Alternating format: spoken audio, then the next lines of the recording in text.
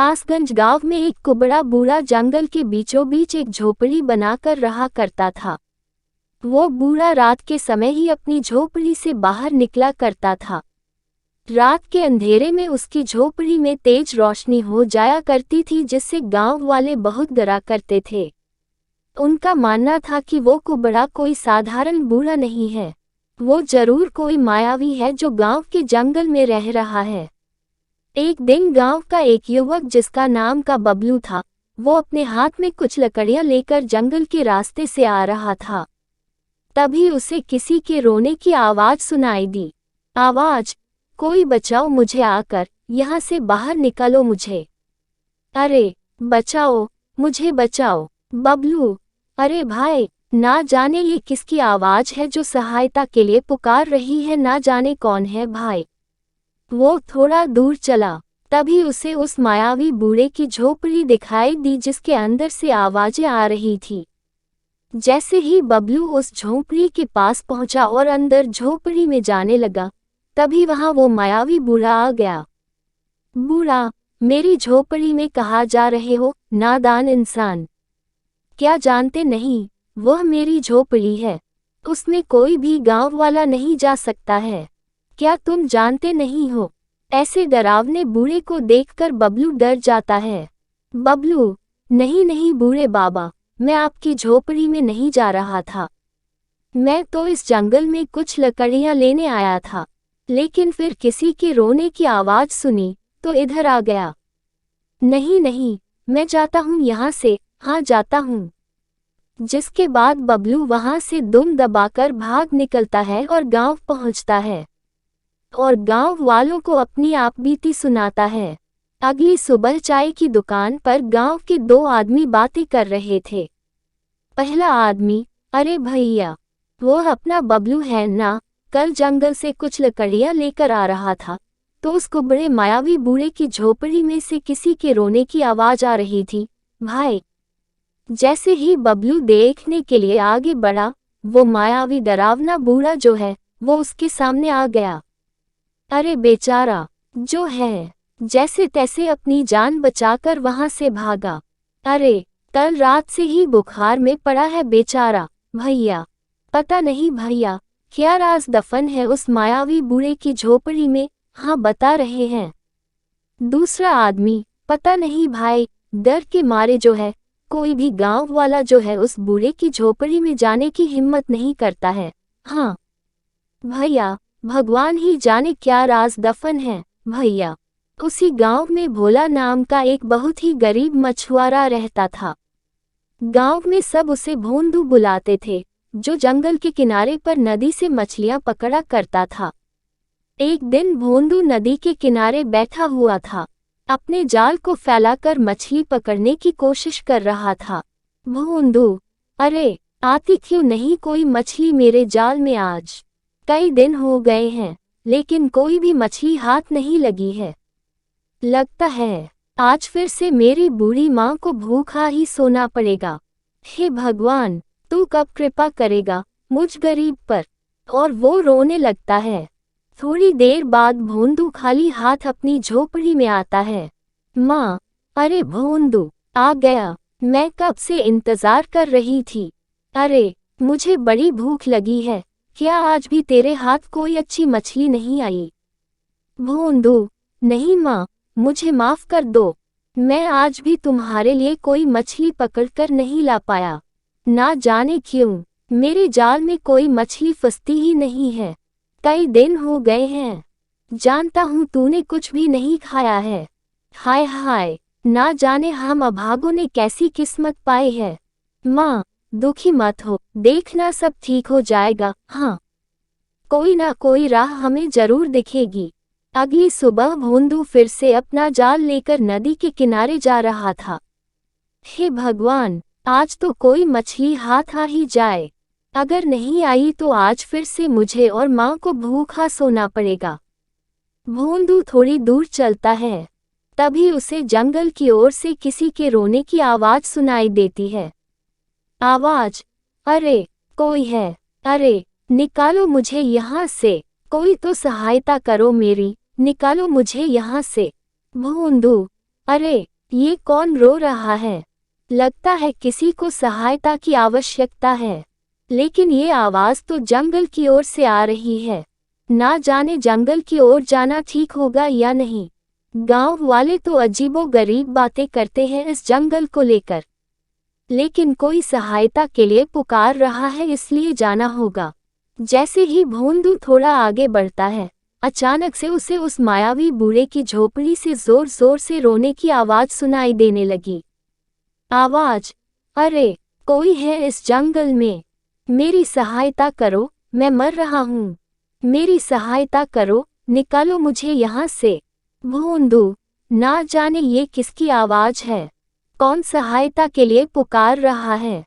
भोंदू जैसे ही आगे बढ़ा तो उसे उस कुबड़े मायावी बूढ़े की झोपड़ी दिखाई दी जहां से आवाज आ रही थी।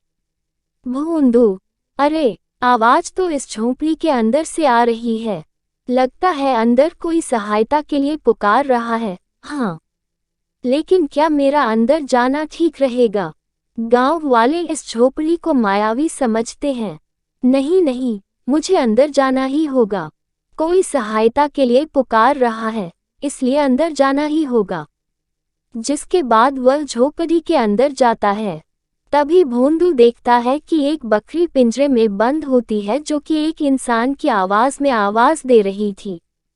बकरी, अरे, कोई है इस जंगल में।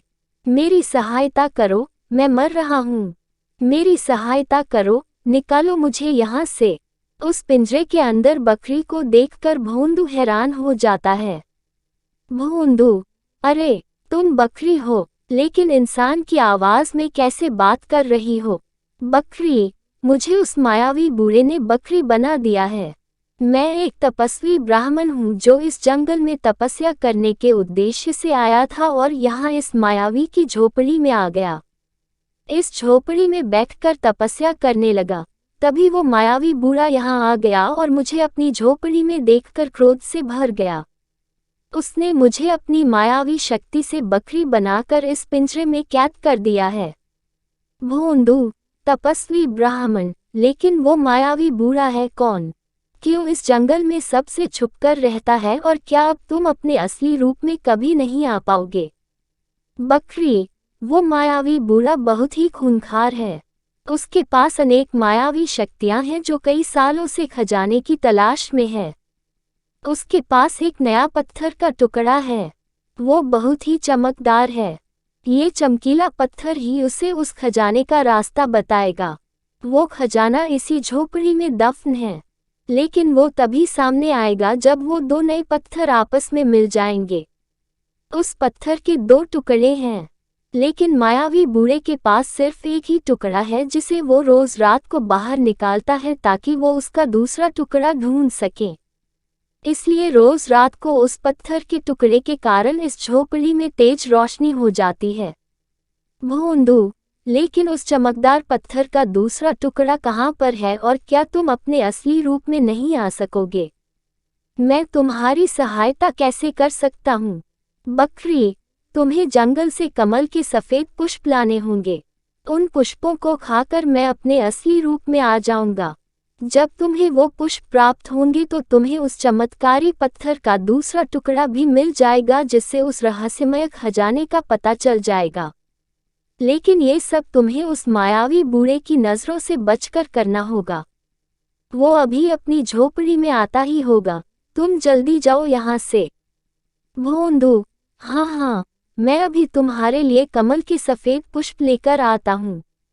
इसके बाद भोंदू सफ़ेद पुष्प लेने जंगल जाता है और एक नदी किनारे सफ़ेद कमल के पुष्प देखता है। लेकिन जैसे ही वो पुष्प लेने के लिए हाथ बढ़ाता है वो कमल के पुष्प गायब हो जाते हैं।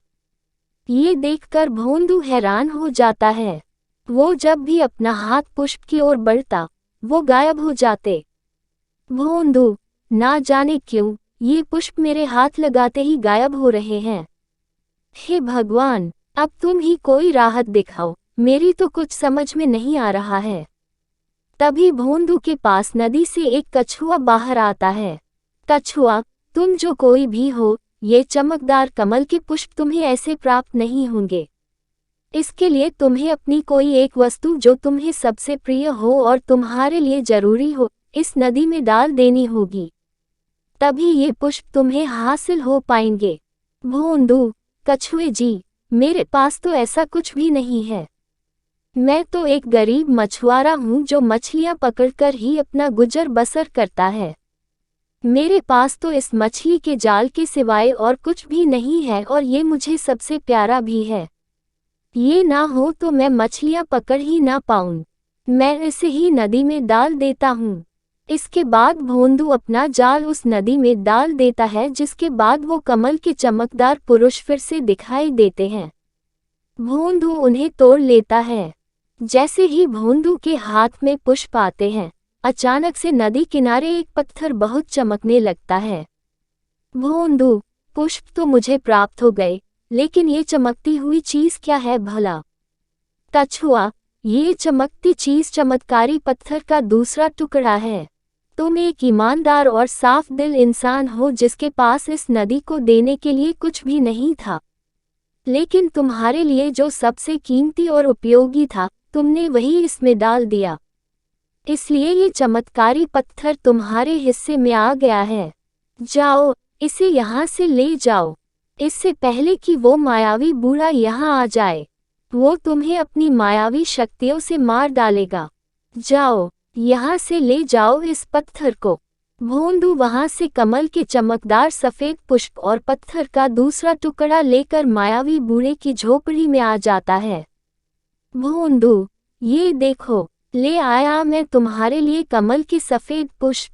भोंदू उस बकरी रूपी ब्राह्मण को सफेद पुष्प देने ही वाला होता है, तभी वहां पर मायावी बूढ़ा आ जाता है।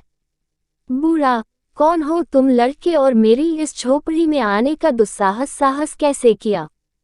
भोंदू, बूढ़े बाबा, मेरा उद्देश्य आपको कोई हानि पहुंचाना नहीं है। मैं तो बस इस बकरी रूपी ब्राह्मण की सहायता कर रहा था। बूढ़ा, नादान लड़के, इस ब्राह्मण के साथ अब तू भी मारा जाएगा। मेरे इस खजाने की खोज में जो भी बाधा बनेगा, मारा जाएगा। भोंदू, क्षमा करे बूढ़े बाबा, मुझसे भूल हो गई। बूढ़ा, तो अब सजा भुगतो।